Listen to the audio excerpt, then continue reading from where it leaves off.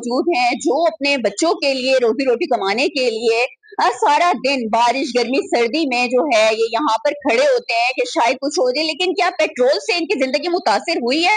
یہ انہی سے جانتے ہیں. جی سر جی بتائے گا.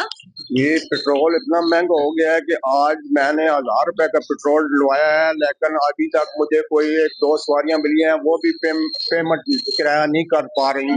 اتنی مہنگائی ہوئی ہے کہ وہ لوگوں مجبور ہو گئے ہیں کہ ہم کوئی کرایہ دے سکتے ہیں. اور جو سرکاری ڈیوٹی پہ لوگ جاتے ہیں وہ پہلے 100 روپیہ دیتے تھے، ابھی ہم نے 120 بھی کہا، انہوں نے کہا کہ ہم نہیں دے سکتے. وہ کچھ لوگ سر جی آپ یہ بھی دیکھیں نا، عوام بھی پریشان ہے نا، جنہوں نے کرایہ دینا ہے وہ بھی پریشان، جو آپ نے لینا دیکھیں جو 30 روپے کے سفر کر کے آ رہا ہے تو وہ پھر آگے کس طرح دے گا؟ عوام بھی پریشان ہے اور ہم خود پریشان ہیں کہ ہماری بھی دیہڑی نہیں بڑھ رہی.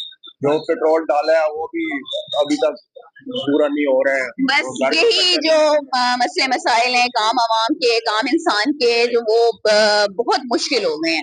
تو ناظرین یہی حکومت سے اپیل ہے کہ خدا را جو غریب عوام ہے ان کا خیال کریں، کرایوں میں جتنی کمی ہو سکتی ہے کریں، اور فیول جو پرائسز ہیں اس کو کم کر دیں، جو پیٹرولیم مصنوعات ہے اس کو کم کر کے عوام کو ریلیف دیں.